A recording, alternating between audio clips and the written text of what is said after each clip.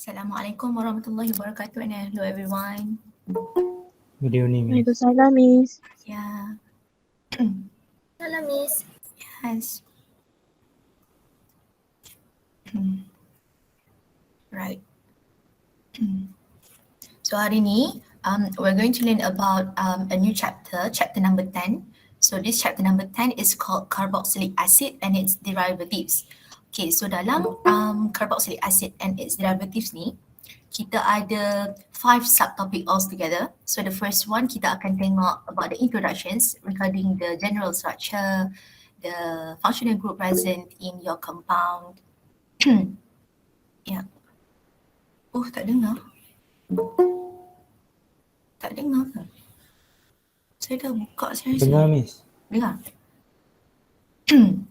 Okay. So the second one we have nomenclature, naming of compound. But this time around we have this carboxylic acid together with its derivatives. Maksudnya selain COOH je kita ada benda lain juga. And then kita ada apa lagi? Kita ada the third one, physical properties. Okay, the first physical properties nak tengok dari segi acidity, solubility and also boiling point. 10.4 we have preparations of carboxylic acid. So in previous chapters we already learned about from this compound to become this compound. So some of them already shows you how to form carboxylic acid from certain compounds. Okay. And the last one kita ada chemical properties, the reactions on the carboxylic acid and also its derivatives. Okay, so kita akan tengok one by one hari ni. Well, so as for the general structure, okay, carboxylic acid kena ada C double bond O, OH. Ini adalah structural formula jenis apa? Kita ada 3 jenis structural formula. Kita ada condensed, kita ada skeletal, kita ada expanded. Yang ni jenis apa bila ditunjuk C double bond O, OH ni? Expanded. Expanded ke? O dengan H tak expanded pun. Okay, yang ni kan, okay, awak kena faham, kita tak perlu pun nak kena tunjuk kalau expanded semua kena expanded, okay? Okay, awak kena biasakan lukis condensed dan juga skeletal sebab kita nak buat banyak reactions. Okay, tapi kalau awak pilih skeletal jangan campur-campur unless nak tunjuk the group yang attached to it. Okay, ni kita bercakap more to condense lah. Okay, so kalau aliphatic, we have this R attached to the C double bond OOH. Kalau aromatic, kita ada aryl group. Aryl group is the aromatic compound.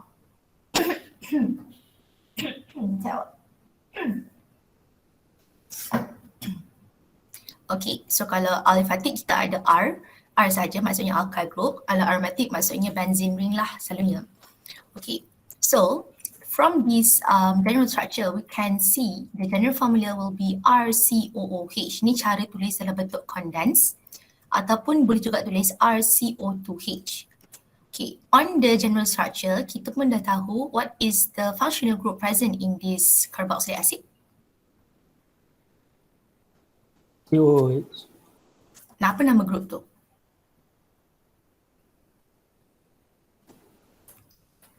Apa nama? Yeah, carboxyl group. So functional group dia adalah this part which is the carboxyl group. Okay, and then for this carboxylic acid dia banyak applications tau. Jadi awak juga kena tahu the commercial acid. Contohnya kalau acetic acid ni apa? Acetic acid ni dia punya applications in vinegar.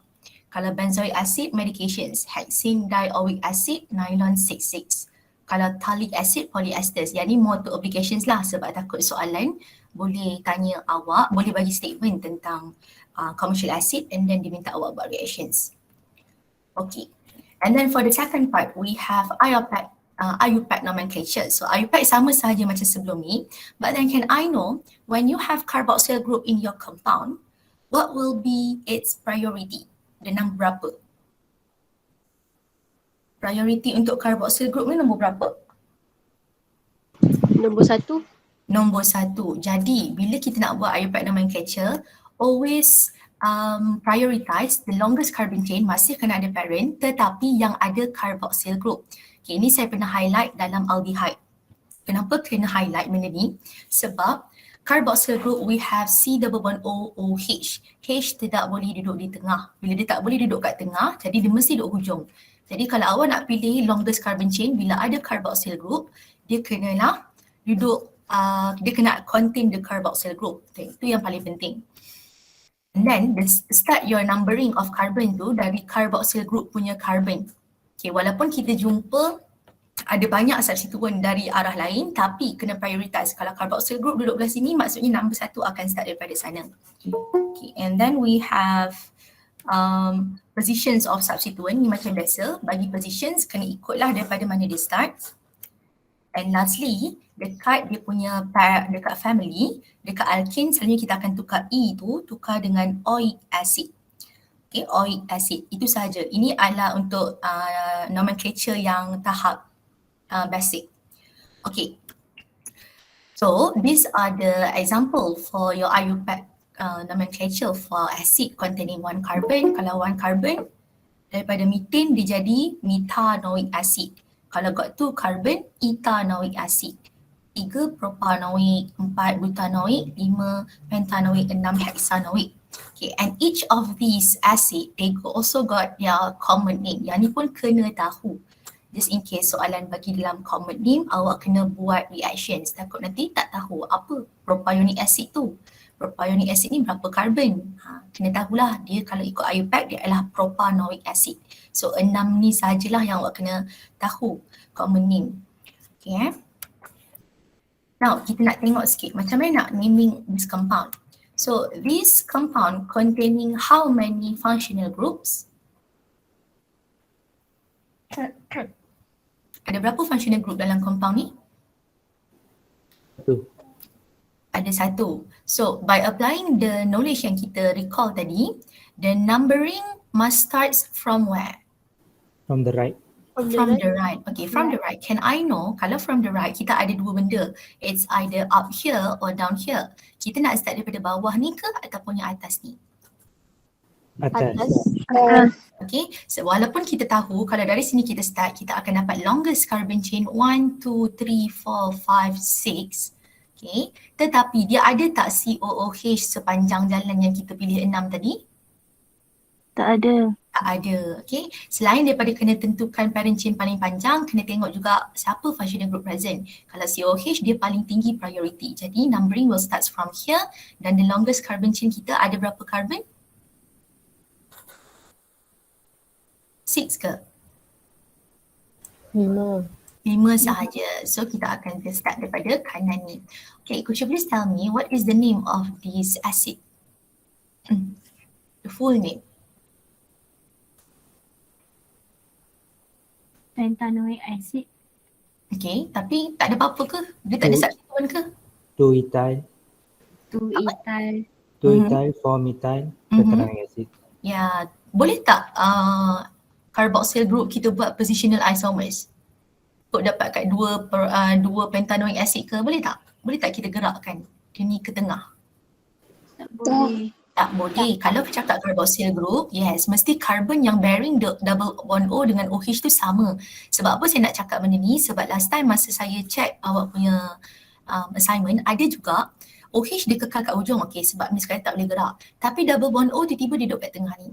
Saya tak tahulah yang tu memang dia tak tahu ataupun dia tengok kawan punya ke, tak sure. Tapi kiranya telah salah. Bila dia dah terasing, maksudnya dia bukan lagi carboxyl group. Dia mesti attached to the same carbon.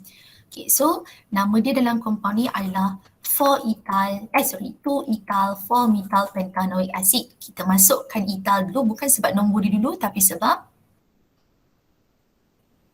alphabet. Yes. E comes before M. Okay, this is the first rule. Maksudnya very basic rule.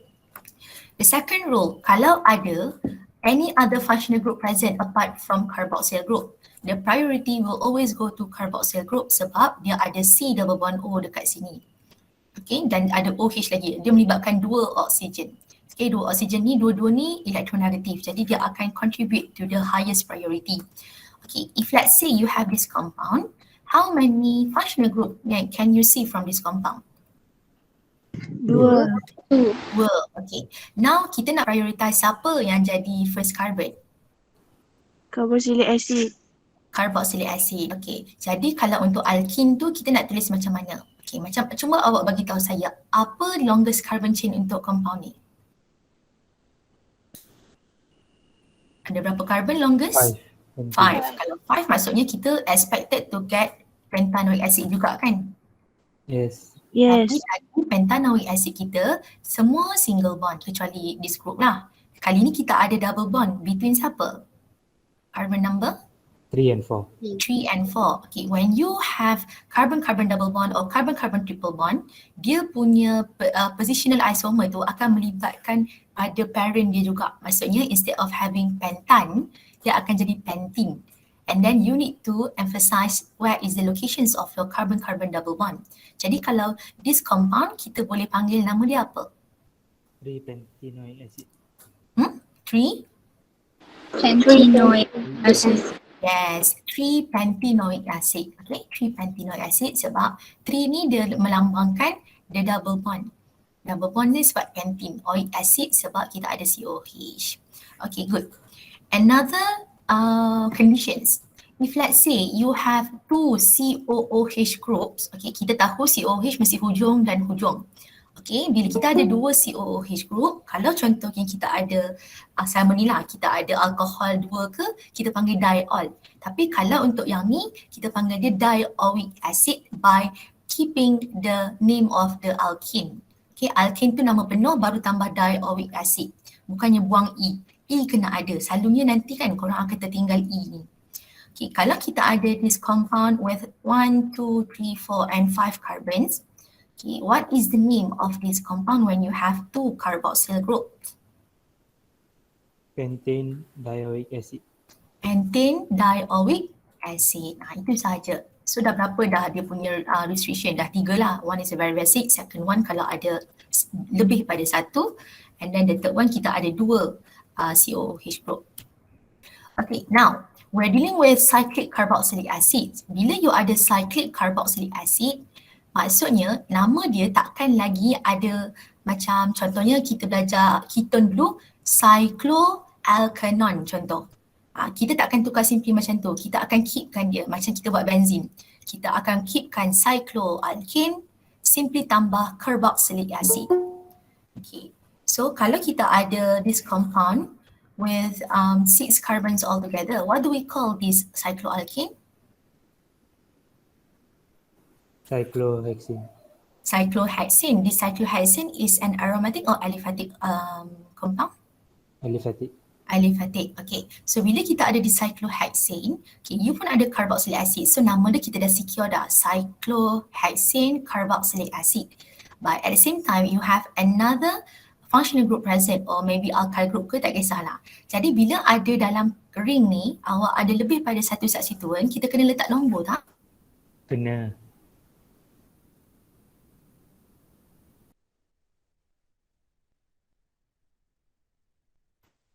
Nombor satu kita group mana? Carboxyl or hydroxyl?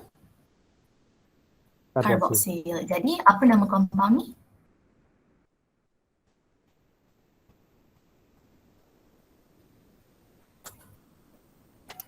What is the name of this compound?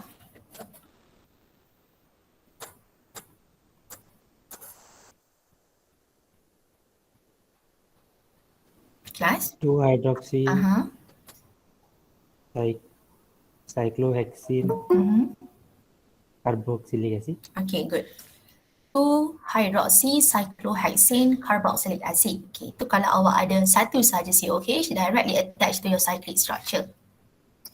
If you have more than one carboxyl group attached to your cyclic structure, kita akan panggil dia cycloalkane dicarboxylic acid. But since we have two carboxyl group, kena emphasize dekat mana locations of the COOH. Okay, in this compound, we have exactly the same cycloalkane. Okay, but in here, we also got another functional group present, iaitu carbon-carbon double bond. So nama dia masih akan sama ke cycloalkane kalau kita ada double bond? Cycloalkene. Cycloalkene. Okey, itu satu. And then awak ada sekarang ni bila ada ada lebih daripada satu functional group ataupun ada substituents lain, kita kena letak numbering. And then you have to prioritize the numbering. Sama ada kita kena prioritize dengan functional group apa yang lagi higher priority ataupun dia macam kena check lah yang mana yang applicable untuk waktu tu. Lepas tu kita kena tengok bagi lowest combinations or not. Okay, sekarang ni kita paling utama kena prioritize either one of these COOH kena jadi nombor satu. Okay, lepas tu kena make sure yang kalau walaupun awak ada kat sini awak jumpa dia dulu 1, 2, okay, sepatutnya awak kena prioritize yang jumpa dia ni dulu. Kalau nak pusing ke sini 1, 2, 3, 4, 5 jumpa dia dulu baru dia ni. Jumpa carboxyl dulu baru carbon-carbon double bond sebab dia punya priority tinggi. Dia tak sesuai untuk positions. Kalau kita tengok 1, 2 dengan 1, 3 kita akan bagi 1, 3 sebab dia punya higher priority. Okay, jadi sekarang ni saya bagi awak dua pilihan, in red or in green yang kita akan guna numbering dia. Green. In green sebab kalau green kita tengok kita start pada sini 1, 2, 3 and then 4. Kalau kita sebab kita dah prioritize, kita lalu dia dulu. Okay, lepas tu bila kita dah lalu dia and then number dia pun jumpa dia dan ini masih nombor yang rendah lah 1, 3 and 4. Kalau kita pusing arah sini 1, 2, 3, okay memang sama 1 and 3 tetapi your double bond at carbon number 5 combinations dia lagi besar jadi tak sesuai. So we'll go for the green one. Could you please tell me what is the name of this compound?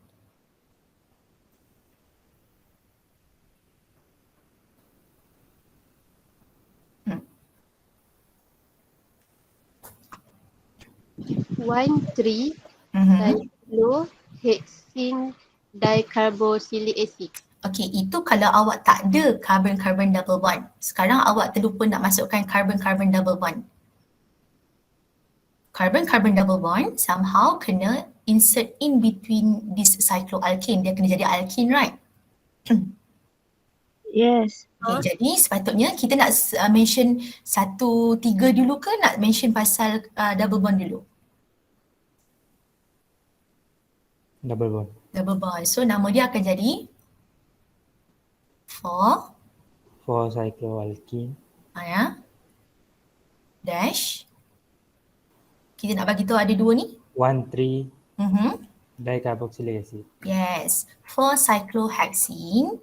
Okay, kenapa 4 cyclohexene? Sebab dia cyclohexene, dia bukan lagi cyclohexene, dia cyclohexene. Sebab itulah kita kena tukar ini belongs to carbon number 4 dekat sini. And then the dicarboxylic acid ni tadi memang kat depan sebab tadi case kalau tak ada apa-apa substituents lain. Sekarang kita ada case ni sebab tu kita letak nombor ni. 1, 3 ni dia belongs to only the 2 COOH group.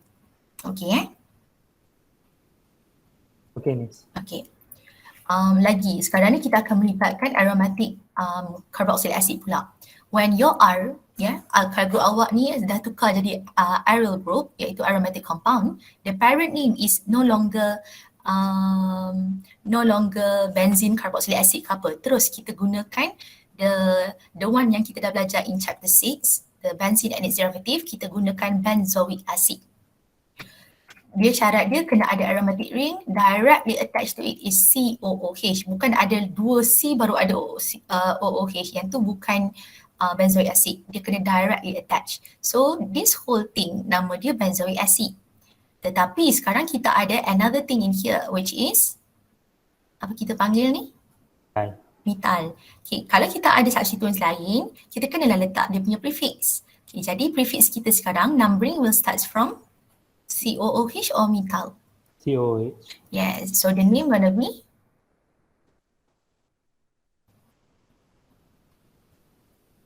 Trimethyl benzoic acid. Yes, 3-methyl benzoic acid. Okay, and then kalau kita ada aromatic dicarboxylic acid, kita ada aryl group tapi kita ada dua aromatic dicarboxylic acid, dua benda ni. Okay, jadinya kalau macam ni, nama dia kita tak boleh letak dibenzoic acid, salah sebab benzoic acid hanya kalau ada satu. Walaupun awak sini ada benzoic acid, kita tak boleh cakap dia dibenzoic acid. So awak kena gunakan macam yang kita buat untuk cycloalkane tadi. Tapi instead of cycloalkane, tukar benzene. Sebab sekarang dia dah ada conjugated double bond.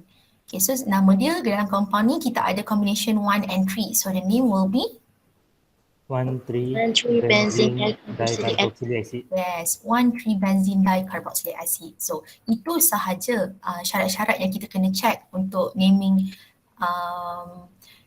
carboxylic acid and its derivatives. Okay, habis untuk 10.2. Sekarang pukul 4.20. Okay, now we'll proceed to 10.3. Untuk 10.3 sama saja physical properties yang kita akan belajar, still boiling point between the same molecules. Kita akan ada solubility between molecules and also the polar solvent. And lastly, we have acidity. Do you still remember acidity that we have learned in chapter 8? Okay, yang ni kita akan guna balik acidity Cuma kali ni kita akan tambah carboxyl group. Okay kelas? Okay, Miss. Okay, so sepatutnya ni kita dah masuk macam phase revision tau. Revision nak tengok benda apa yang kena ada dalam kalau nak jawab soalan macam physical properties and whatnot. Okay, whenever you have boiling points, always look for these criteria. Ikut turutan.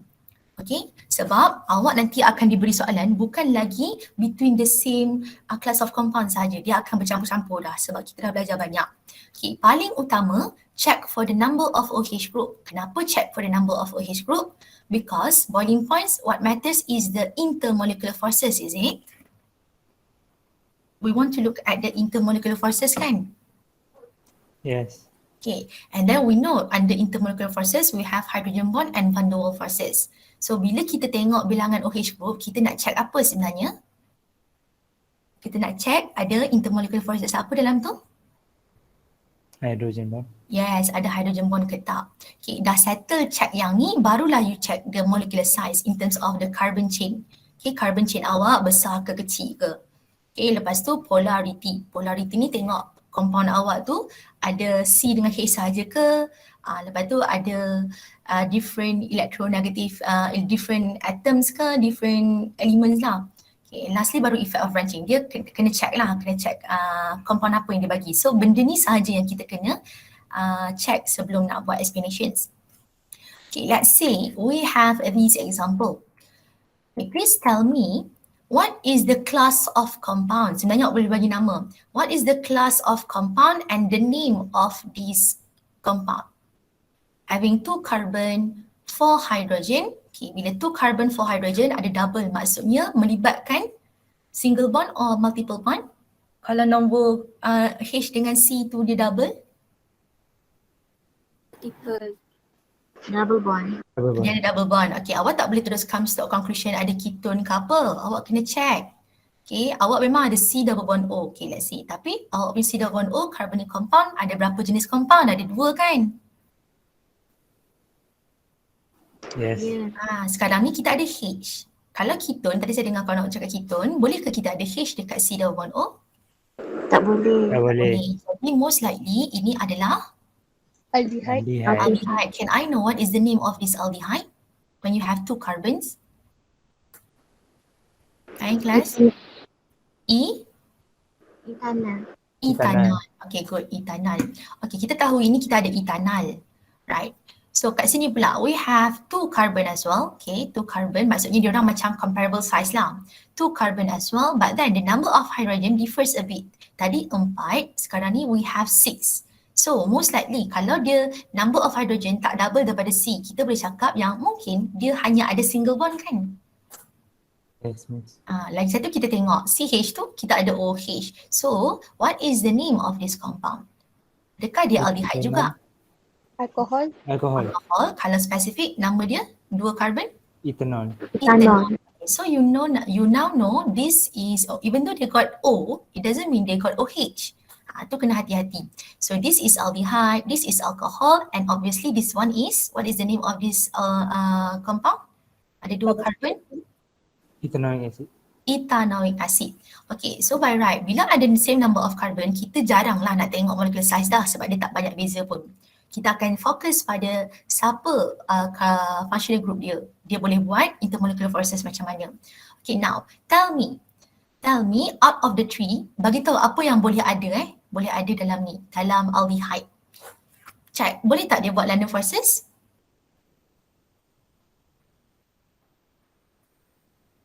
Aldehyde boleh buat London forces tak? Sesama dia orang.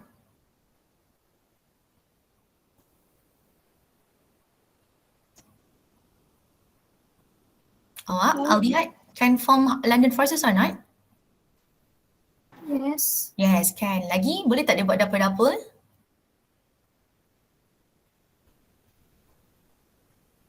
Yes. Yes, because they got the C double bond O kan? Dia ada polar bond, right? Okay. Can they form hydrogen bond? Yes. Yes. Form hydrogen bond?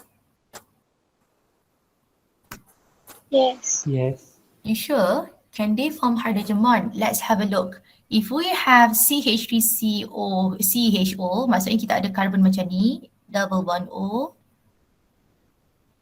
ada H. Apa kriteria hydrogen bond? What is the Oxygen criteria? directly attached to hydrogen. They must have handphone, right? Yes. H directly attached to O. Do you see any H directly attached to O on this aldehyde? No. No. So, is there any possibility for this aldehyde to form even slight apa ni? Hydrogen bond? No, miss. Tak boleh. No. Tak boleh awak, tak boleh. Walaupun ada O tak semestinya dia boleh buat benda ni. Sebab tu kena strong benda ni. Awak kena faham boiling points between the molecules, bukan dengan air. Air itu solubility. Jadi dalam aldehyde, we only have London forces and dipole-dipole yang paling kuat pun. Okay. Lagi, this alcohol. Kita ada apa dalam ni? Beritahu saya. Ada? OH. OH. Ya, memang. Okay, saya nak tanya intermolecular forces apa Hydrogen aja? bond. Hydrogen bond lagi? Hydrogen bond je? London forces. London forces. London forces lagi? Dapur-dapur ada? Dapur-dapur. Dapur-dapur ada. Dia bila hydrogen bond ada, confirm yang lain ada. Okay, sebab hydrogen bond ni pun melibatkan polar molecule. Kalau dia polar molecule, obviously dia mesti ada dipole-dipole. What about this ethanoic acid? Ada tak semua yang macam alkohol? Ada. Ada. Okay, good. So kita keluarkan yang ni dulu sebab bila nak explain tentang boiling point, awak kena cakap pasal benda-benda ni. Okay, first kali kita boleh cakap tentang yang paling tinggi. Okay, yang paling obvious lah. Kalau paling tinggi ni pun kena bagi tahu kenapa dia tinggi. Okay, sebab apa dia tinggi? Sebab dia ada hydrogen bond kan?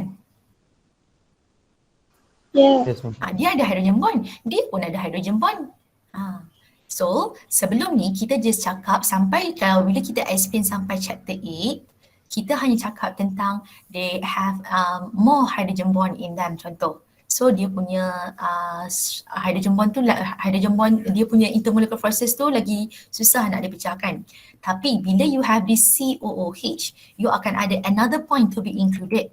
Okay, another point to be included which is stable dimers. Okay, stable dimers. Bila ada boiling point, bila ada carboxylic acid, bila kita cakap dia the highest, kena bagi tahu kenapa dia highest, sebab dia boleh form stable dimers exist through hydrogen bonds. Dari hydrogen bond itu boleh buat bentuk dimer. Okay, boleh? Yang ni point yang penting sebab dia yang membezakan antara carboxylic acid dengan alkohol punya hydrogen bond. Okay? Okay, miss. Okay, lepas tu tak habis lagi. Tak boleh cakap yang tu sahaja. So, selalunya kita akan relatekan kan, kalau ada stable dimers pun, apa yang dia akan buat pada boiling point? Okay, kita kena further explain. Bila dia dalam stable dimers, the molecule ni dia akan arrange closely packed. Tahu kan dimers bentuk dia macam tu? Mestilah dia dekat-dekat kan? Betul. Okay, jadi kita boleh cakap, kita kena sambung. Bila ada stable dimers, molecule arrange closely packed. Lepas dah ada closely packed ni, barulah kita boleh relate yang hydrogen bond dalam carboxylic acid ni lagi kuat. Bila dia lagi kuat, jadi dia perlukan lagi banyak tenaga untuk overcome the intermolecular forces present between the molecules. Ini adalah explanations untuk carboxylic acid sahaja. At the same time, kita dah mention yang dia paling tinggi dan lebih tinggi daripada alcohol dan aldehyde. Bila awak nak compare, kena bagi tahu ikut turutan. Who comes first? Selepas dia. Followed by dia ni dan juga dia ni. Okay, ni untuk carboxylic acid sahaja. Stable dimers dan arrange closely packed. Lepas tu kena sambung lah yang bawah tu. Okay, apa yang dimaksudkan dengan dimerizations of carboxylic acid ni? Kita ada this carboxylic acid 1, carboxylic acid 2. Diorang facing each other at the correct orientations and close enough. And then between themselves, they can form the hydrogen bond. So by having this hydrogen bond, their molecules are closely packed together sebab dia tertarik lebih dekat. Okay, so bila dia tertarik lebih dekat, sebab itulah dia lagi kuat dia punya intermolecular forces. Okay, and then kita tak boleh cerita tentang carboxylic acid sahaja sebab we are talking now about the trend. You must also emphasize about the alcohol and also the aldehyde. Jadi awak bagi tahulah, the alcohol dia ada hydrogen bond yang lagi, dia ada hydrogen bond. Jadi dia lagi kuat lah. Tapi dia tak sekuat carboxylic acid sebab dia tak boleh buat dimer. Tapi tak perlu bagi tahulah sebab kita dah cerita tadi. Okay, and then bagi tahu juga, jangan cakap dia je boleh buat hydrogen bond. Aldehyde pun kena bagi tahu boleh buat apa. Selalunya dalam explanation kita hanya emphasize yang paling berbeza. Walaupun ada random forces tapi selalunya kita tak mention lah sebab nanti tulis makin panjang. Okay, boleh? Boleh, Miss. So yang ni kita baru cakap ada intermolecular forces apa, masih belum menjawab soalan. Kena relatekan kepada dia punya boiling point. Siapa lagi kuat, sebab itulah boiling point dia lagi tinggi. Okay, ini je lah kalau awak nak jawab in any physical properties question yang melibatkan boiling point. Sebab carboxylic acid ni yang dah paling tinggi dah. Okay, dan dah paling tinggi, jadi kalau awak nak explain, awak dah kena tengok dah point apa yang kena include bila melibatkan compound ni dan compound ni. Okay, the second physical properties is the solubility. We have two cases. The first one, solubility of carboxylic acid in water molecule. Okay, dalam water, kita tahu carboxylic acid sesama diorang pun boleh buat hydrogen bond kan? Kalau sesama diorang boleh buat hydrogen bond, kalau dia dengan air, boleh tak buat hydrogen bond? Boleh. Boleh. Sebab itulah dia soluble in water. Jadi kenapa dia soluble in water? Due to the formations of hydrogen bond. Ingat, solubility between water molecule, the solvent dan juga acid molecule. Bukannya between acid molecule sahaja. Acid molecule sahaja kita cakap tentang boiling point. Okay, so yang ni memang betul kita tunjuk. Yang ni sebab kita letak air kat tengah ni kan. Kalau sekalipun air kat sana, dia masih boleh buat hydrogen bond kat sini pula. Ni contoh sahaja. So dalam ni kita ada hydrogen bond sebab kita punya polar solvent. Okay. Dia cakap dekat sini bila dia boleh buat dia boleh soluble in water and sebab dia ada OH ni, jadi dia bawa the same character as in alcohol. Okay, so dia cakap solubility of carboxylic acid in water is almost the same as alcohol. So recall balik, bila kita cakap solubility of alcohol in water, they can form hydrogen bond, but it doesn't mean they can always form hydrogen bond. They can always be soluble in water. Kan? Betul tak? Because memang semua alkohol memang akan soluble in water. Tak kisahlah besar mana pun. Tak. Tak boleh. Dia ada exception. Jadi kita nak tengok apa yang exceptions tu. Kita ada area yang suka air dengan tak suka air kan? Area yang suka air tu yang kita akan buat hydrogen bond yang akan soluble. Jadi kita akan check the number of carbon atoms which is the hydrophobic area. Kalau makin banyak, kita akan tengok yang dia takkan soluble in water. Dia macam slightly sahaja. Jadi can I know what is the benchmark yang diorang letak number of carbon yang boleh soluble? What is the maximum number of carbon yang boleh soluble in water? Asid mana? 5 ke bawah. 5 dan ke bawah kan? Kalau 5 Yes. dan ke bawah water soluble. Lebih je dia water insoluble lah kita masuk dia. Sebab dia punya hydrophobic area dia besar. Bila dia phobia banyak, dia tak dapat nak pergi penetrate sampai dekat OH part. So, okay. Okay, lepas tu selain daripada itu kalau aliphatic alcohol, okay, aliphatic alcohol pula, aliphatic carboxylic acid. When you have aromatic carboxylic acid, okay, aromatic carboxylic acid dia bukannya chain tetapi dia dalam ring. Okay, dalam ring pula Dia tak cakap, sebab kalau tengok aromatic yang kita tahu adalah benzene ring. Dia ada 6 carbon, lebih dah ni. So water insoluble. Tetapi aromatic dia ada dia punya function dia sendiri sebab dia ada double bond tu.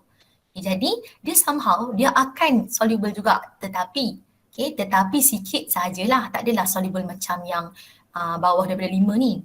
Dia slightly soluble sebab you got this huge aromatic ring. However, dia lagi okay daripada yang chain panjang-panjang tu. Okay, and lastly, kalau kita ada dicarboxylic acid, maksudnya ada 2 COOH. Dia contribute banyak ke sikit hydrogen bond? Kalau di? Banyak. Banyak. Sebab kita ada 2 ends, COOH, COOH. Jadi lagi banyak lah, bila lagi banyak, lagi soluble. Okay, itu untuk case solubility dalam water. Now kita nak tengok the second case, carboxylic acid soluble in non-polar solvent. Bila tadi polar solvent, we talk about they can form hydrogen bond. Bila cakap non-polar solvent, dia boleh form intermolecular forces. Apa yang dia boleh form dengan solvent tu? Tadi hydrogen bond. Yeah, like the forces, or usually we use van der Waals forces, okay? Van der Waals ni dia cover dua lah. Sebab bukan semua polar molecules can form hydrogen bond. Okay, so nak selamat kita guna van der Waals forces. Tapi kalau awak guna London pun kita terima. Sebab memang London forces pun part of this van der Waals forces. Okay, so formations of van der Waals forces between, ni hati-hati juga, solvent dan juga acid molecules. Okay, so macam mana dia punya rupa van der Waals forces tu? First kita tengok dulu. We have this carboxylic acid. Okay, between themselves they can form hydrogen bond. Okay, ni biasa. But then this is your non-polar solvent, which in this case the benzene. On benzene, we got only carbon and hydrogen. So we obviously have non-polar solvent dan dia hanya boleh buat London forces. So dia akan facing each other with your alkyl group containing C and H juga, forming apa dekat sini? Apa yang dotted line merah ni indicates? Hydrogen bond or van der Waals forces? Van der Waals Van der Waals forces. Yang tengah tu adalah hydrogen bond. Tapi tengok balik, hydrogen bond ni dia bukan between solvent. Dia hanya between diorang. Yang between solvent, yang berlaku solubility ni antara solvent dan juga acid molecule. Okay, 2 case tu je lah untuk solubility yang kena tahu. So basically dua-dua pun soluble, dia boleh soluble-kan acid ni. Cumanya due to the presence of supple. Yang ni van der Waals, yang sana adalah hydrogen bond. Okay, last one untuk physical properties is acidity. Okay, let's recall again. So acidity basically capability to donate H+. Okay, nak donate H+ daripada OH. Dalam alkohol kita ada OH sahaja. Dalam carboxylic acid kita ada COOH. Acidity hanya berlaku pada part OH sahaja. Okay, pada part OH. But somehow the strength of acid tu determined by the carbon bearing the O negative tu. Okay, sebab itulah kita ada C double bond O tu, dia ada something else yang akan buatkan acidity dia berubah. Tapi the main idea is to donate the H+ from the OH group. Okay, so the strength depends on the ability. Lagi senang, lagi tinggi acid. Macam mana nak bagi lagi senang? Kena make sure bond antara O dengan H tu lemah. Macam mana nak lemahkan dia? Kena buatkan diorang punya difference in terms of electronegativity sangat berbeza. Okay, kalau ini sangat negatif, ini kenalah sangatkan positif dia. Maksudnya kena, bila berbeza, high electronegativity, senanglah untuk dia buat bond cleavage kan. Kita buat belajar heterolytic cleavage, kena ada high difference in terms of electronegativity. Okay, dua-dua benda ni sama sahaja. Okay, cuma dia definitions yang sebelum dia donate dengan selepas dia donate jadi apa. Okay, so we are nak hari tu saya dah tunjuk dekat awak untuk phenol, untuk water dan juga untuk aliphatic alcohol. Untuk hari ni saya hanya akan tunjuk how the hydrogen plus can be donated. Okay, can be donated when they dissociate in water. Okay, jadi dari sini kita tahu kita nak donate this H from this O. So the lone pair on this O will take the will take the hydrogen and then break the bond sebab this one is partially positive, this is partially negative. So electron akan bagi kepada partially negative. Bila dia break the bond, what will happen to your carboxylic acid? Dia masih dipanggil carboxylic acid ataupun dia dah jadi ionic compound?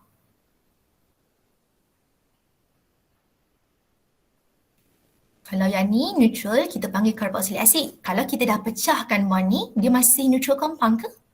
No. Tak. Okay, hari tu kita belajar phenoxide ion datang pada phenol, hydroxide ion datang pada water, alkoxide ion datang pada alkohol. Now kalau kita ada carboxylic acid, kita akan dapatkan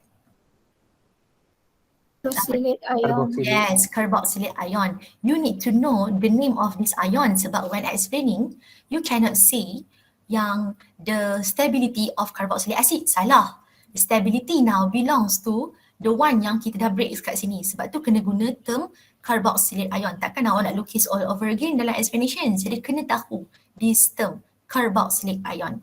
Okay, bila kita form this carboxylic ion, you can see you have tons of electrons in here. Lone pair ada 1, 2 dan 3 sebab tu dia extra negative. And at the same time, on the carbon yang bearing the O negative, you also got double bond. Maksudnya dia bersebelahan. Okay, dia alternate.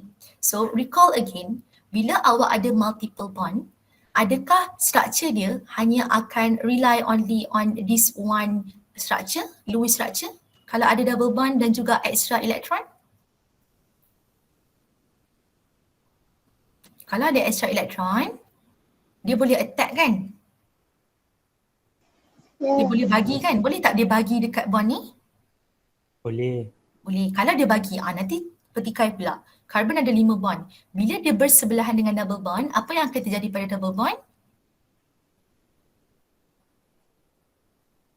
Dia akan kekal double bond ke dia akan pecah? Pecah. Dia akan pecah. Break. Yes. So apa kita panggil ni bila kita gerakkan elektron, kita gerakkan pi bond ni? Apa kita panggil benda tu? Resonance structure. Resonance. So when you have extra electron here and then next to it we have double bond, means you have the possibility to form resonance structure. Jadi perlu tunjuk. Maksudnya you can form more than one Lewis structure sebab ada possibility dia bergerak ke sana, bergerak ke sini. Okay, tapi kalau kita buat sekalipun, sama tak structure dia? Sama, cumanya dia berubah kedudukan je lah. Okay, right. So ini dia punya ni tapi sama je, mana-mana pun boleh awak bawa untuk kita explain tentang carboxylic ion and together with this H2O+. So by having this H2O+ lah indicates that dia ni adalah acid sebab dia boleh release H+. Okay, so now kita nak check, kita nak check acidity, kita kena tengok beberapa faktor. Okay, so bukan starting from carboxylic acid, sebenarnya kita dah start dah itu daripada phenol. Okay, kita dah cakap sikit. One is resonance effect. Okay, resonance effect tu kita nak gerakkan dia. As you aware, dalam carboxylic ion kita ada tak resonance? Ada tak resonance kat sini? Ada. Okay, so maksudnya kita bolehlah explain in terms of resonance. Dalam alkoxide ion, ada tak resonance kita buat resonance? Alkohol, ada tak double bond O? Tak ada. Ada tak double bond?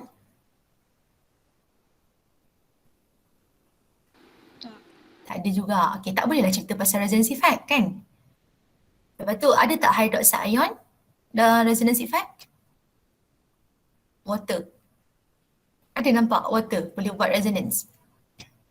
Tak boleh. Phenoxide ion dari phenol boleh tak buat resonance? Can. Maksudnya when you want to explain the acidity, melibatkan carboxylic acid dan phenol sahaja yang boleh cakap tentang resonance effect. Selain daripada tu tak perlu cakap pasal resonance effect. Dia tak berkait. Okay, the other effect adalah inductive effect. Inductive effect ni adalah siapa yang inducekan stability of this ion. Okay, maksudnya inductive effect ni it will rely on the group attached to the ion. Okay, kalau case ni kita ada COO minus, group apa yang duduk sebelah dia? In alcohol, we only learn about electron donating group. But for this carboxylic acid, kita akan belajar lagi satu group, nama dia electron withdrawing group. Dia bawah inductive effect lah. So kiranya under inductive effect, kita akan explain in terms of electron donating ataupun electron withdrawing group, depends. Okay. So kalau ikutkan carboxylic acid ni, walaupun dia acid, dia adalah asid yang lemah sebab dia melibatkan organic compound, carbons. Dia banyak hydrophobic area. Okay, tetapi walaupun dia relatively a weak acid, tapi dia punya acidity lebih tinggi daripada phenol dan lebih tinggi daripada alkohol. Kalau kita tengok Ka value ni. Ka value lagi kecil, lagi tinggi, lagi besar, -5. Okay, lagi tinggi, lagi rendah pH dia. Maksudnya dia punya asid lagi kuat. Okay, so yang ni adalah yang awak kena tahulah, memang asid yang paling tinggi followed by alkohol. Tapi alkohol pun yang ada resonance effect sebab kita dah belajar hari tu dia nak stabilize the O negative. Lepas tu water sebab tengok siapa group sebelah dia. Alkoxide ion sebab ada R group, dia akan destabilize the O minus. Inilah yang kita nak cerita dalam acidity. Okay, we'll look at the first factors affecting acidity. Okay, tadi kita cakap these two can form resonance structure, right? Yes, Miss. Ya, kalau awak recall kita tengok yang tadi ni, tadi resonance kita buat antara siapa? Kita gerakkan elektron dari O nak pergi ke O kan? Yes. Dia dari sini ke sini. Jadi awak tengok resonance in carboxylic acid, okay? Resonance in carboxylic acid berlaku dalam carboxylic ion. Dan dalam carboxylic ion, we have 2 oxygen. Dia melibatkan 2 oxygen. Dia orang akan delocalize between these two. And if you could see, O and O both is highly negative atoms. Okay? Highly negative atom. Jadi bila dia melibatkan yang kuat dengan yang kuat, dia bagi pun banyak tu, dah terima pun banyak tu. Maksudnya impak dia kuat lah untuk ditarik tu, tarik yang banyak. Sebab dua-dua pun kuat, masing-masing nak tarik ke arah dia orang. Itu maksud dia. Boleh? Antara O dengan O, okay? Resonance yang berlaku dalam carboxyl group, carboxylic ion. Boleh kelas? Boleh, Miss. Okay, dalam phenol pula, iaitu phenoxide ion, dia melibatkan O dengan O juga ke? Dia gerakkan elektron tu dari mana? Tadi dari O nak pergi O, yang ni dari O nak pergi mana? C. Yes, O dengan C ada tak difference in terms of electronegativity? Ada. Bila ada difference, dia lemah ke dia kuat? Lemah. Jadi kita kena expect resonance yang dekat dalam phenoxide ion ni dia lebih rendah lah dia punya stability as compared to between O dengan O. Okay, jadi awak boleh kata sebab the negative charge is delocalized from one oxygen atom to the carbon on the benzene ring. Awak buatlah. Kiranya saya nak bagi tahu O dengan C bila ada difference dia lemah. Kalau dia tak ada difference sama-sama kuat. Tarik ke dia balik. So lambat lagi nak patah balik sana. Tu macam tu. Okay, as for these two, kita tak boleh cerita dari segi resonance structure. So tak applicable. Kalau awak tulis tu macam, kalau awak nak explain juga yang dia ni tak ada resonance structure tu boleh lah. Tapi tak ada markah pun. Sebab kita boleh explain in terms of benda lain pula. Okay, itu sahaja untuk resonance effect. So kena tahu apa beza antara dua ni. Now kita akan check this inductive effect. We have a few cases, but mentioned earlier, kita akan melibatkan these two groups. Electron donating group, as you know already, they are going to donate electron towards the ion. Okay, dia donate electron towards the ion. Kalau ni negatif, dapat lagi negatif, dia jadi tak tentu arah. Kalau electron withdrawing group, dia nak tarik electron. Dia withdraw from the ion here. Dia tarik ke arah dia. So dia tarik kuranglah sikit kekuatan dia ni, dia akan melemahkan bond antara O dengan H. Okay, so saya ubah sikit dalam lecture note awak, dia susun macam lain. Saya ubah ni supaya awak nampak saya nak cerita satu-satu. Since kita dah tahu how electron donating group affect the stability of alkoxide ion and also phenoxide ion. Jadi saya akan start with electron donating group dulu. How will this electron donating group affect the carboxylic ion? Lepas tu baru saya masuk electron withdrawing group. Kenapa saya baru masuk electron withdrawing group bukan start di dulu? Sebab kita pun baru nak kenal siapa electron withdrawing group ni, dan juga we have a few other cases. Apart from having only electron withdrawing group, okay, let's say kita dah ada electron withdrawing group, kita kena ambil kira juga the electronegativity of the electron withdrawing group. Bila sebut electron withdrawing group, dia adalah satu group yang kuat, diri dia kuat, kiranya dia nak dominate, dia nak macam pergi ambil elektron orang lain sebab dia tu kuat. So kau kena ke arah aku. Jadi kita kena check juga electronegativity. We know across period electronegativity increases or decreases? Across period. Banyak tak elektron? Ya.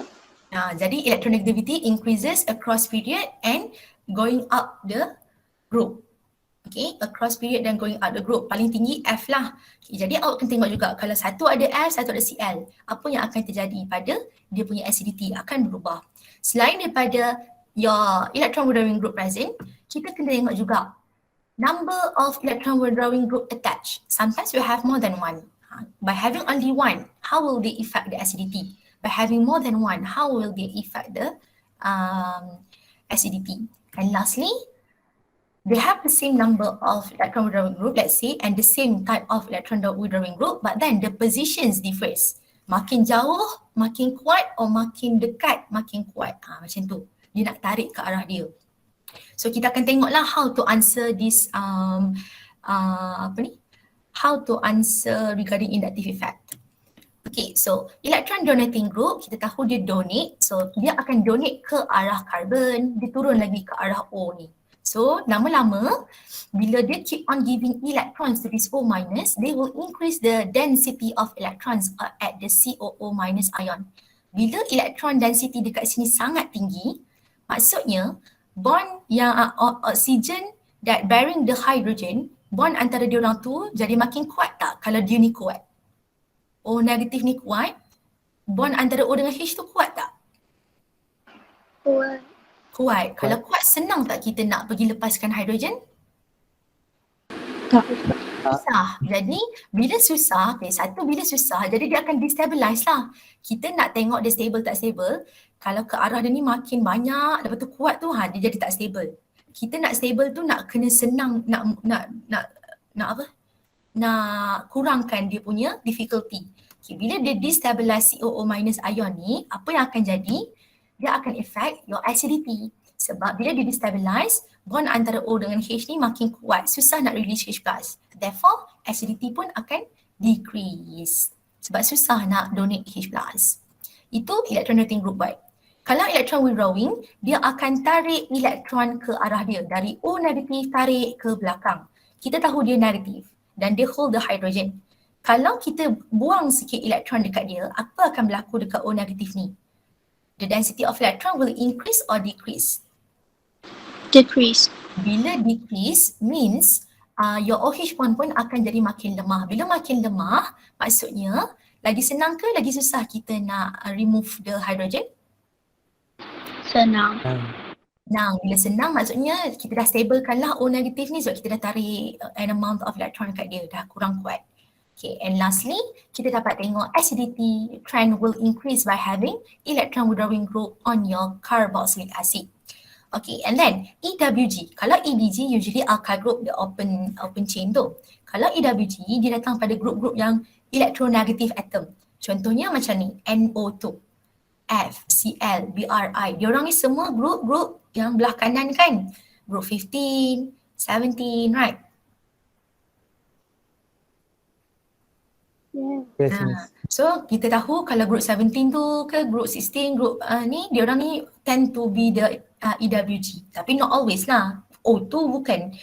Kalau kata-kata O2 O2 tak semestinya dia adalah electron withdrawing.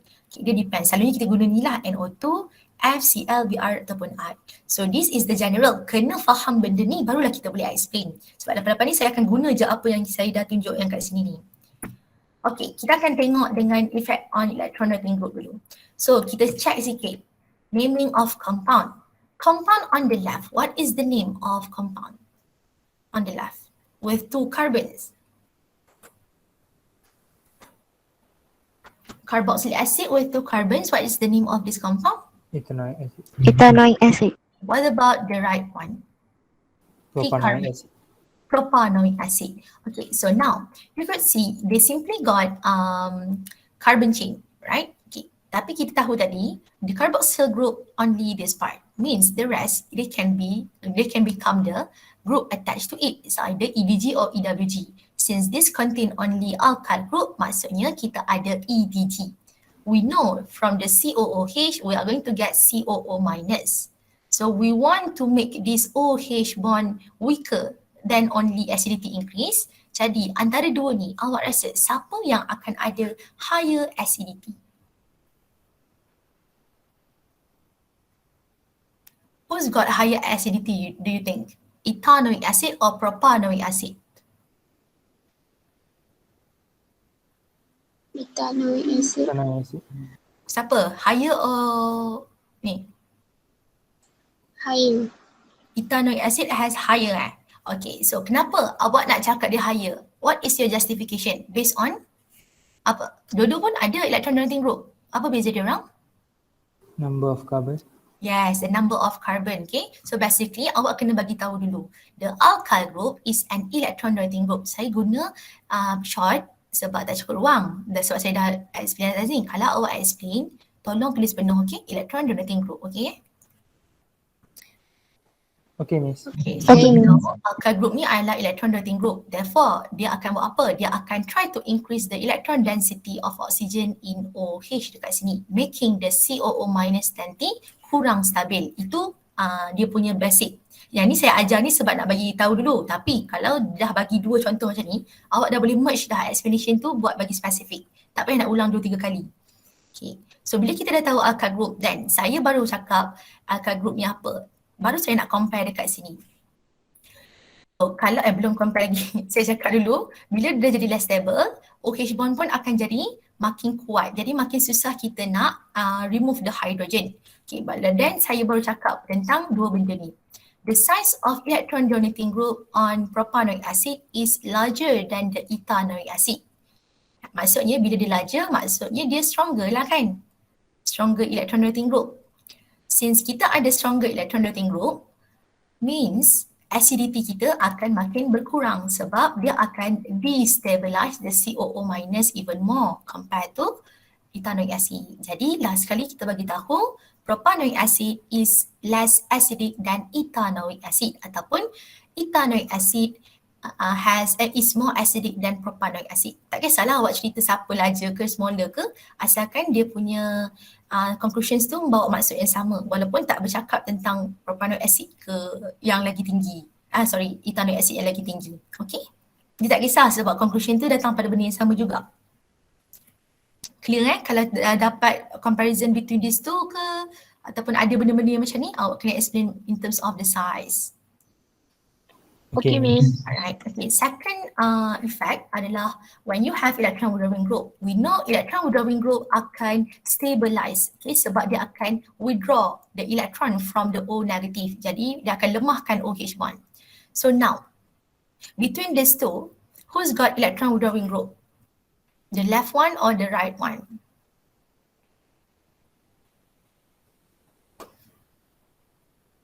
Left or right got electron withdrawing group yang electronegative atom tadi. Ni ada C3, ada O2, ada H. Kat sini ada Cl ni siapa? Electron donating ke electron withdrawing? Donating. Electron donating, Cl. Withdrawing. Dia kaya dia nak tarik.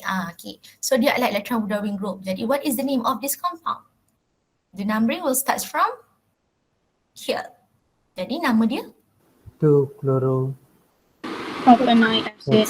Yes, Propanoic 2-chloropropanoic acid. Well, this one we got no chloro means just propanoic acid.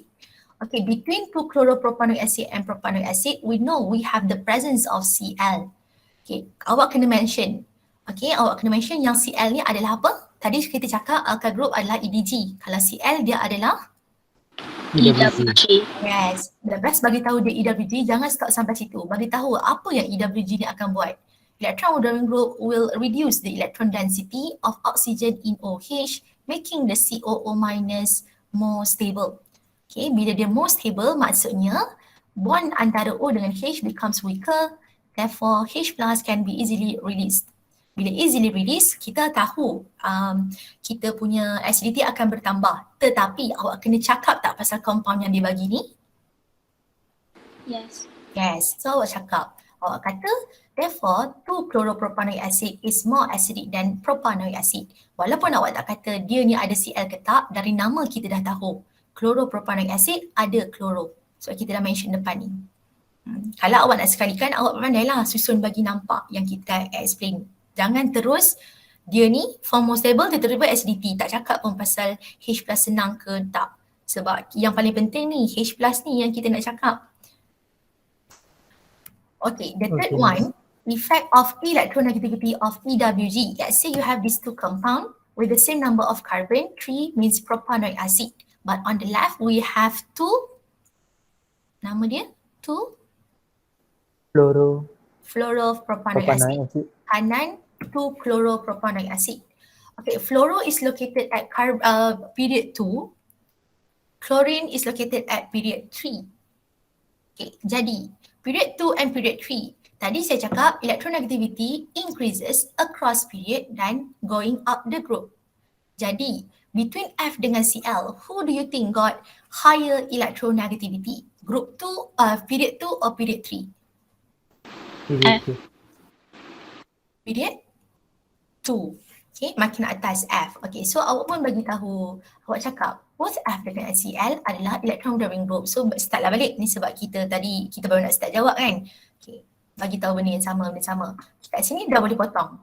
Tapi electronegativity of F is greater than Cl. Bila dia greater than Cl, OH bond in 2 fluoropropanoic acid, kita dah masuk siap-siap, is weaker. Bila weaker, sebab bond dia weaker, lagi senanglah kita nak release H+. Lepas tu boleh terus buat conclusion yang 2 fluoropropanoic acid is more acidic than the 2 chloropropanoic acid. So awak nampak dia punya trend nak explain tu macam mana? Benda ni saja yang kena ada kalau dia bagi situation macam ni, okay? Okay. Next one. Number of EWG. Okay, sometimes you have more than one. This one, what is the name of this compound? Bagi terus nama penuh. 2,2-chloropropanoic acid. Dan satu lagi is 2 chloropropanoic acid.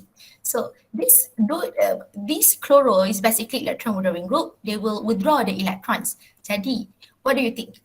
Having more or having less will increase the acidity?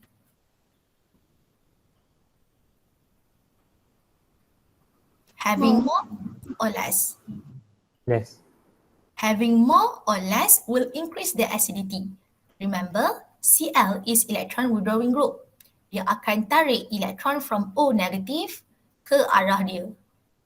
Kalau ditarik satu, okay, lemah. Dia tarik lagi satu, lagi lemah tak? Lemah. Lagi lemah, lagi senang tak nak release H? Yes. Yes. Kalau H plus release senang, maksudnya acidity bertambah ke berkurang? Bertambah. Okay, so dalam case ni, kita teruslah cakap increasing number of electron withdrawing group will reduce even more electron density of oxygen in OH, making the COO minus formed much more stable. Okay, lepas tu terus masuk. This 2,2-dichloropropanoic acid contains 2 chloroatoms. Bila ada 2 chloroatoms, lagi weaker lah OH bond ni as compared to 2 chloropropanoic acid yang hanya ada 1 electron withdrawing group. Jadi bila ada 2, lagi senang hydrogen kita nak remove. And lastly, acidity is greater for 2,2-dichloropropanoic acid compared to 2-chloropropanoic acid. Okay, last one untuk inductive effect punya explanation, we have the positions of EWG. Okay, in this compound, the Cl is located at carbon number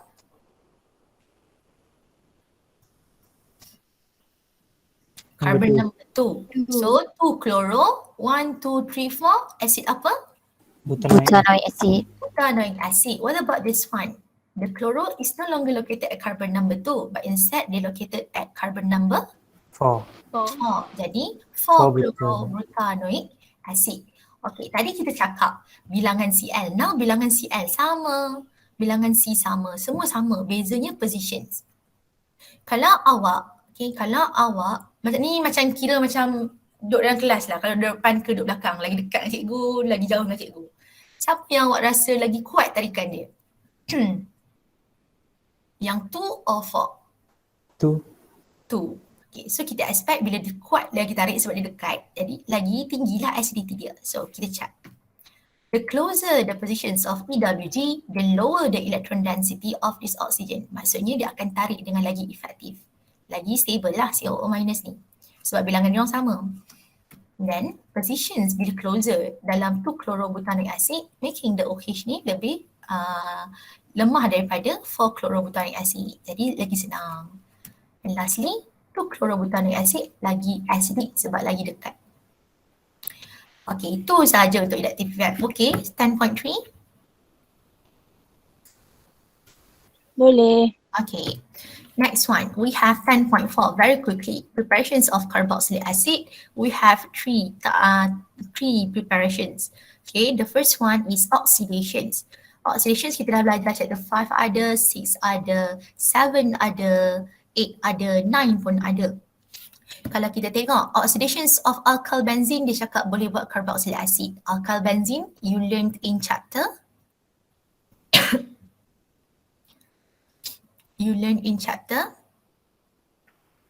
alkyl benzene same. The reactions taking place on the benzene itself or the side chain of the benzene. Kalau alkyl benzene side chain.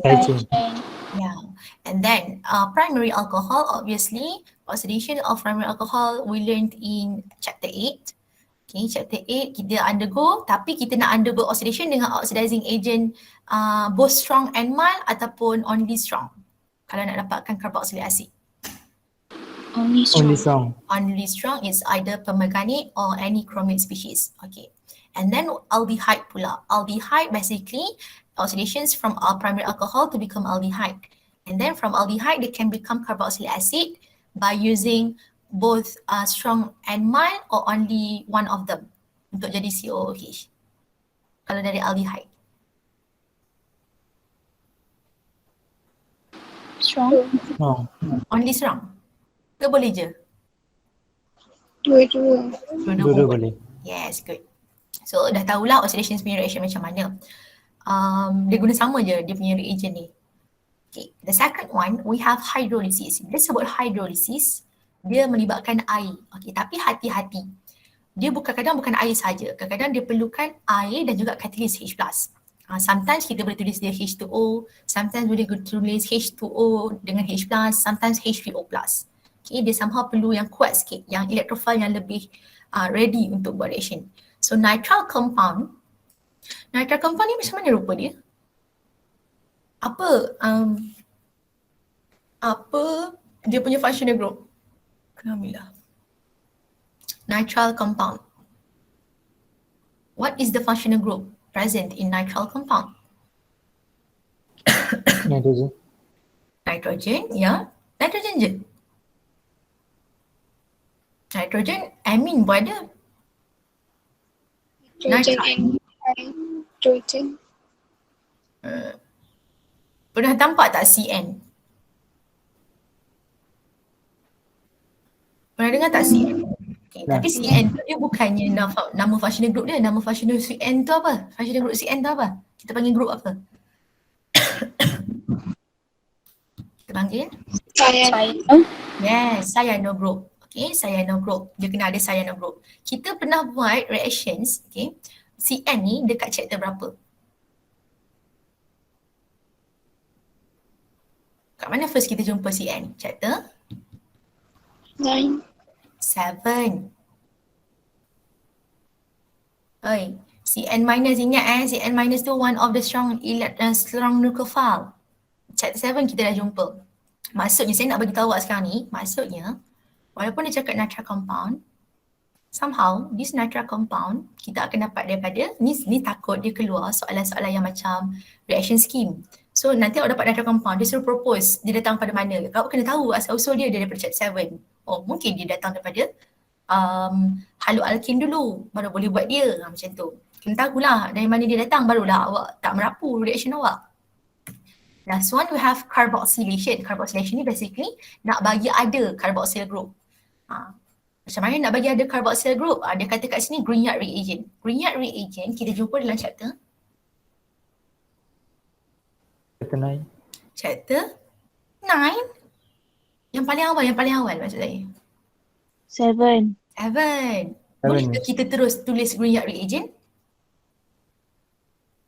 Tak. Sebab tu kena tahu datang pencet 7 sebab kita kena prepare dulu. Daripada haloalkane dapatkan Grignard reagent, react dengan Mg dengan dry ether baru dapat. Walaupun dia cakap carboxylation of Grignard, you can't simply start from Grignard. Always starts from your haloalkane. Show how they are produced, then only you show the carboxylations by reacting with CO2. Macam tu. Okay, carboxylations ni cara kita nak menambahkan carboxyl group pada Grignard reagent tu. Okay, jadi dia kenalah react dengan something untuk dapatkan. Okay, so kita akan tengoklah, kita akan recall balik sebab benda ni semua kita dah belajar. So, oxidations of alkyl benzene, you must first have benzene, okay, benzene dan juga bila sebut alkyl benzene kena ada alkyl group kan? Yes, Miss. Dekat sini kita ada Cl. Cl alkyl group ke? Oh. Tak. So jangan kacau dia. Sekarang ni kita ada alkyl group dekat sini. Okay, and then what is the other criteria? Apart from benzene, kena ada apa dulu baru boleh buat oxidations? What do we call hydrogen that is directly attached to the carbon benzene ni? The first carbon attached to benzene ada hydrogen. Kita panggil apa dia? Kita panggil Benzylic. Benzylic hydrogen. Yes, benzylic hydrogen. Kalau awak tak ada benzylic hydrogen, boleh ke kita dapat carboxylic acid? Tak. Tak boleh. Okay. Kalau sini contohnya awak ada tertiary, awak ada satu lagi carbon, H tak ada, maksudnya reactions dia takkan berlaku apa-apa perubahan. Salin balik benda ni di sana. Cl nampak tak? Dia kekal sahaja. Okay, dia kekal. Okay, walaupun kat sini KMnO4 H+, ataupun dan juga heat, since awak dah belajar dekat chapter 8, kita belajar tentang chromate juga, chromate species untuk dari oxidizing agent. Boleh tak kita guna chromate species tu instead of KMnO4 dekat sini dalam chapter 6? Can.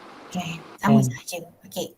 The second one kita ada oxidations of alkyl benzene. So, alkyl benzene pula. Primary alcohol. Make sure primary alcohol yang awak ada, the carbon bearing the OH attached to it is only one carbon, one alkyl group. Kalau selain daripada tu dia takkan dapat COH. Kalau kita ada secondary, kita dapat apa kalau oxidation? Ketone. Ketone. Kalau tertiary, kita dapat apa? Tak ada. Tak ada, sebab tak ada possibility untuk buat double bond O sebab semua dah penuh, fully occupied. Okay, so this is our product. Okay, and then oxidations of aldehyde. So aldehyde, you have these RC-OH ataupun H saja pun boleh. Okay, lepas tu dekat H ni nanti kita akan penetrate masuk O sebab tu dapat COOH. Okay.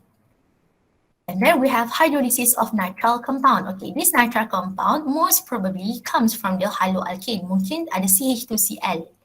Okay, dia ada CH2Cl, dia buat reactions hydrolysis. Okay, hydrolysis kita saja akan guna acidified water. So selalunya tulis H3O+. Sometimes H2OH+. Check balik awak punya lecture note tu dia tulis apa. Yang tu yang paling latest lah. Saya rasa betul dah ni H3O+. So what do? You keep the number of carbon. Okay, sebab kita tak ada intentions pun untuk tambah carbon. Look carefully sebab selalu buat salah kat sini. 1, 2, sini pun 1, 2. The only difference is from triple bond N, kita akan gantikan dengan double bond O dan satu bond OH. The total still 3. Tapi kita dah tukar. Instead of C triple bond N, C double bond O, C OH. Macam tu. Dia terus dapat macam ni. Ni kita panggil dia reaction apa ni? Addition ke, substitution ke, elimination? CN dengan COH. Substitution. Substitution. Is this electrophilic aromatic substitutions? Orang lain? Is this electrophilic aromatic substitutions to change from CN to become COH?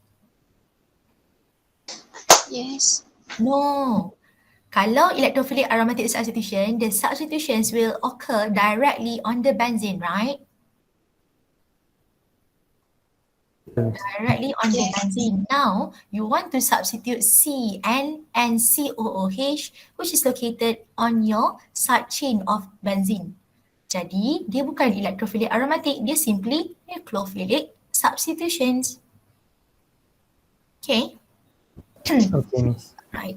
Last one untuk preparations, we have this carboxylations of Grignard reagent.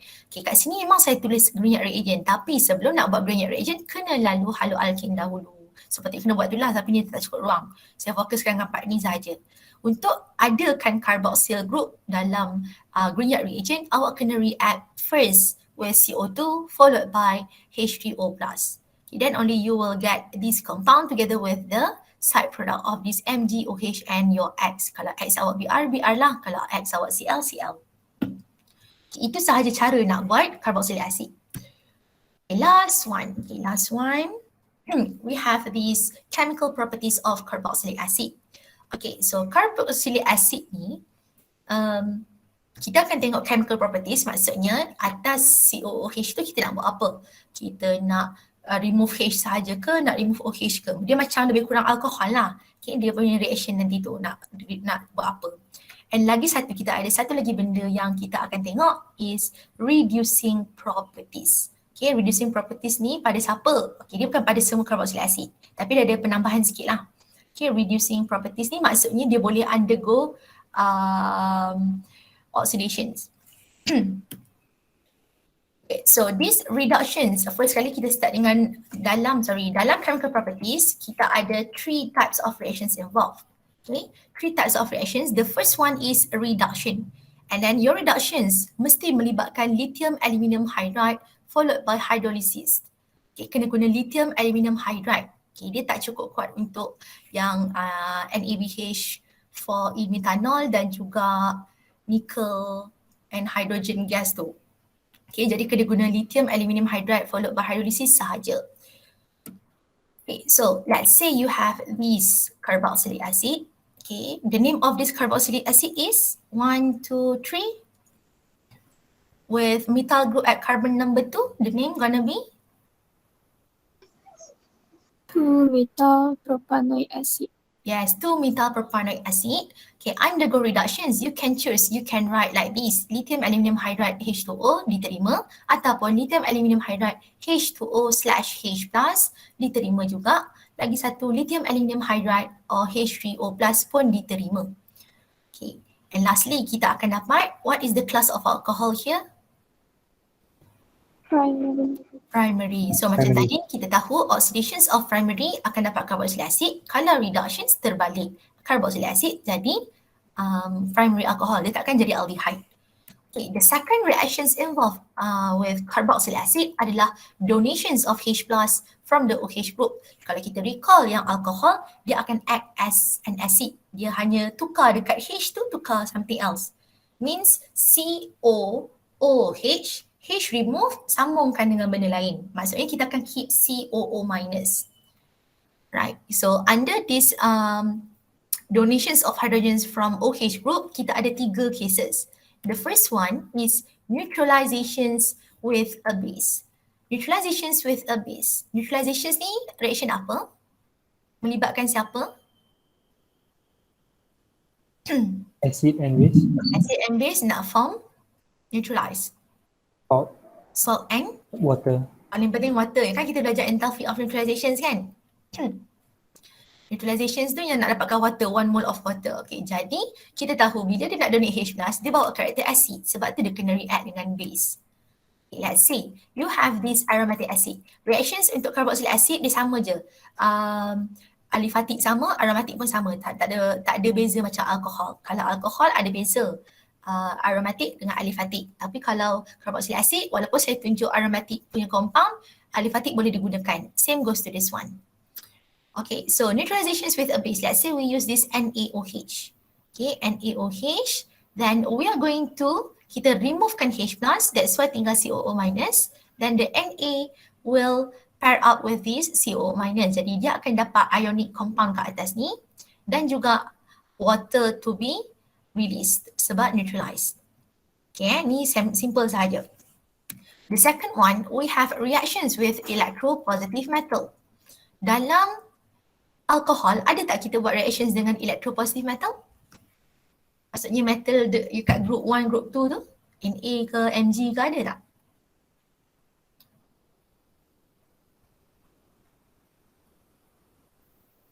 Ada tak, Pak? No. Kalau saya cakap alkohol react dengan sodium metal, ada tak? Ada. Ada. Samalah kes ni. Oh, ada Miss.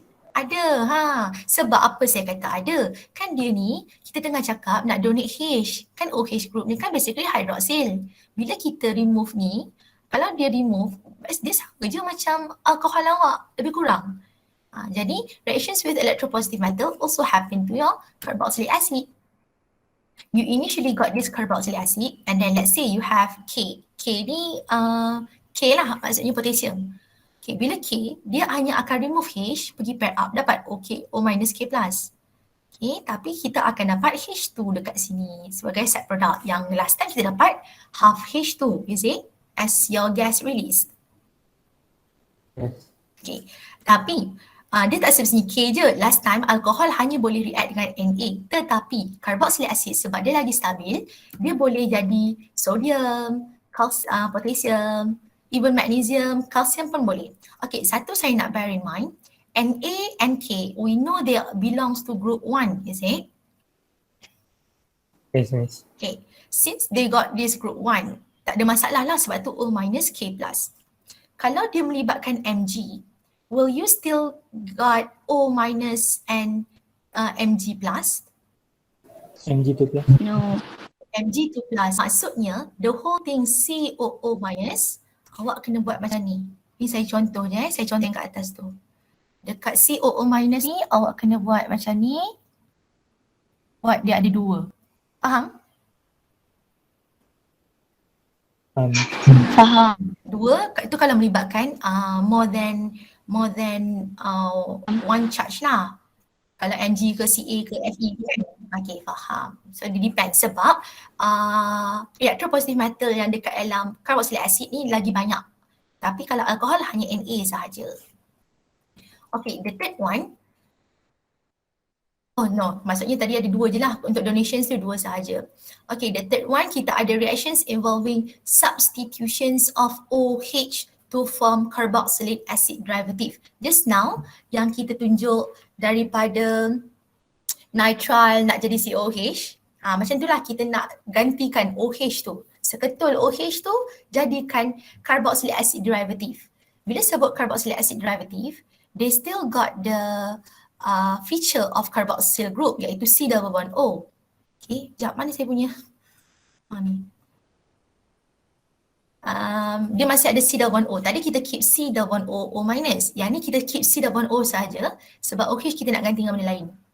Means kita nak ganti dengan aldehyde lah. Okay, dalam ni kita ada, saya rasa ada 3 cases ke 4. The first one, we are going to form acyl chloride formation.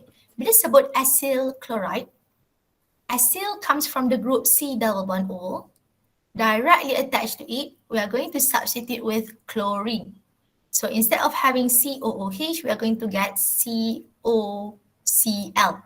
Ni panggil dia acyl chloride ataupun kita panggil juga acid chloride. Tak ada masalah. Okay, you start from carboxylic acid. Okay, you still recall this nucleophile learned in chapter 9 if I'm not mistaken. And kita ada belajar substitution. Bukan chapter 9, sorry, chapter 8. Dia lebih kurang. Cumanya sebab dia kata chloride, sebab tu dia tak ada BR kan? Yes. Yes. Jadi dia menyebabkan Cl je lah. Jangan ambil yang bromide. Kalau dalam chapter 8, sebab dia tak ada C double bond O ni. Jadi dia boleh lah. Ada yang case HBr, ada case PBr3. Tapi kalau untuk carboxylic acid, limited to only acid chloride formations. Okay, bila you gantikan dengan diorang semua ni, sama je. Kita tukar produk yang sama. Dapat acid chloride, but then the side product yang akan berbeza. Okay, ini lebih kurang dengan yang chapter 8 awak belajar. Bukan chapter 8, chapter 7 pun ada. Kiranya ni lah benda-benda ni. Ada juga chapter 8 tak silap saya. Ada. Okay, lepas tu the second one kita ada acid anhydride formations. You still have the acid character, the C double bond O. Okay, C double bond O. Okay, anhydride here means you got 2 C double bond O. But in between them we have O. Okay, awak ada C double bond O, O, C double bond O lagi. Dia macam gabungan carbonyl dengan carbonyl dengan alkoxy. So sebab tu dia macam alkoxy tapi dua. Okay, jadi kita ada this carboxylic acid dan juga carboxylic acid. Diorang boleh react sama diorang, seorang bagi H, seorang bagi OH. Sebab kita nak substitute. Satu H, satu lagi OH ganti dengan dia ni. So nanti undergo reactions with this P2O5 dan juga heat, bolehlah dapat your acid anhydride and water. Okay, apart from reacting carboxylic acid between themselves, kita pun boleh juga react carboxylic acid dan juga acid chloride sebab diorang punya reactivity lebih kurang. Okay, diorang punya reactivity lebih kurang sebab C ni group 14, ni group 16. Group 14, group 17 lebih kurang. So, tapi conditions dia berbeza. Kalau acid dengan acid yang carboxylic, kena guna P2O5 heat. Tapi kalau awak ada acid chloride, kita akan support dengan pyridine. Okay, bukan yang ni lagi. So, pyridine sahaja, you will get exactly the same answer. Either or. Boleh guys? The second one, acid anhydride. Satu ganti OH, satu lagi masukkan H supaya dapat water. Okay. And then we have the third one, esterification reactions. Yang ni pun kita dah belajar dalam chapter berapa kita jumpa nak buat ester? In which chapter? Kalau carboxylic acid, dia lebih kurang alkohol. Maksudnya ada tak dalam alkohol? Ada. So sama je lah. Kalau yang tadi dia start dengan alkohol, yang ni start dengan carboxylic acid. Sama je, propanoic acid, etanol ke, ikutlah alkohol apa dia bagi. Kisahnya COH ni akan bagi OH. Yang ni akan bagi H. So nanti dia bergabung. Dapatlah ester C double O O C. C double O O C. Dan jangan lupa guna this arrow. Arrow yang reversible. Last one is amide formation. So amide formations kita nak form amide. Amide dia ada carbonyl dan juga directly attached to it we have amino group. Okay, so itu adalah amide. So amide kita akan gantikan OH ni substitute.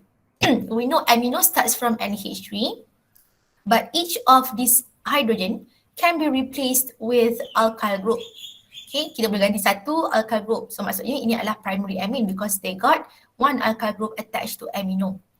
Lepas tu kalau kita ganti 2 dapat secondary amino. Kalau kita ganti 3 dapatlah tertiary amino pula amine. So kita just masukkan saja. Tapi dia buang OH. Kalau dia buang OH, kat sini nak buang apa-apa tak? Ke masuk je semua terus? Bolehkah kita buang OH minus je tiba-tiba seorang-seorang dia? Tak boleh. Kita kena somehow hasilkan H2O kan? Yes. Yes, sebab kat nitrogen ni walaupun tak nampak kat sini dia ada lone pair, dia akan pergi masuk donate dah. So yang ni nanti dia akan ambil satu hidrogen. Dia dapatlah awak punya NH2. So inilah kita panggil amide. Okay, amide masuk satu. Okay, and then kalau kita ada satu lagi R ni, okay, kat sini ada R, sini ada R. Dia macam alkohol lah. Macam yang nak buat react tu. Kalau ada 2 R, okay, kalau ada 2 R maksudnya dia adalah tadi primary, sekarang Secondary. Yes. Bila tengok amide, dia akan tengok keseluruhan ni sebelah-sebelah dia siapa. Bukan hanya sebelah nitrogen. Sebelah-sebelah group ni siapa. Kalau yang ni pula kita akan dapat tertiary amide sebab sini ada 1, sini ada 2. Sebab sini ada basically ada 2 bond.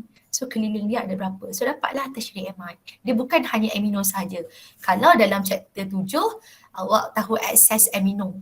Excess ammonia, sorry. Tapi sebenarnya boleh je dia react juga dengan jenis-jenis ni. Okay, last one. Yang reducing properties tu. Okay, bila kata reducing properties, maksudnya dia boleh jadi reducing agent. Bila dia jadi reducing agent, dia undergo oxidation ke reduction? Dia undergo apa? Oxidation ke reduction? Kalau reducing agent.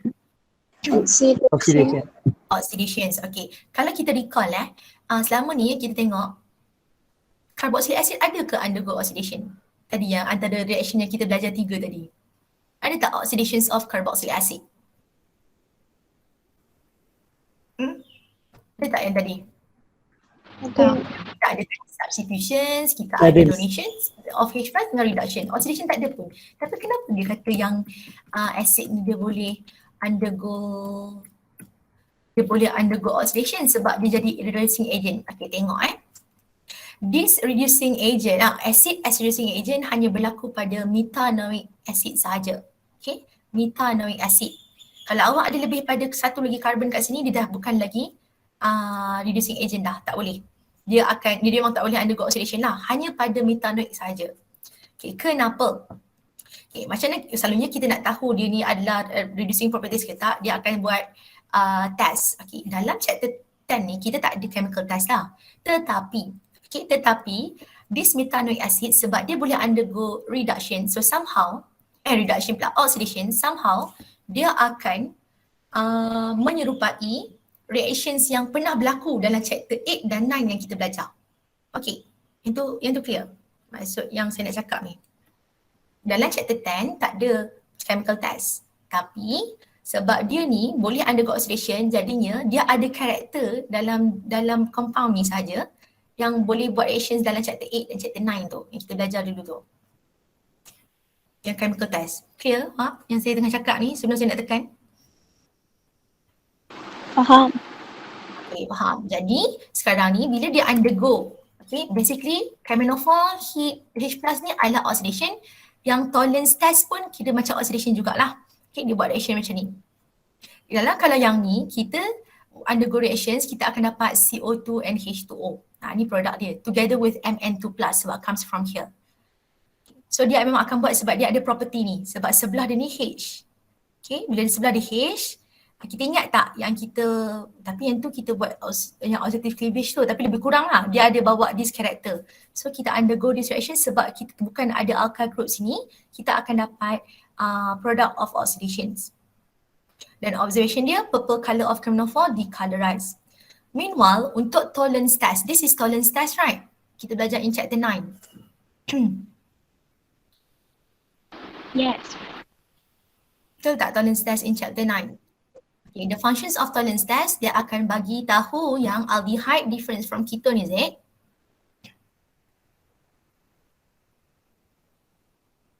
Betul tak? Betul. Kita ada kan carbonyl punya group kat sini kan? Dia punya property of carbonyl kat sini kan? Okay.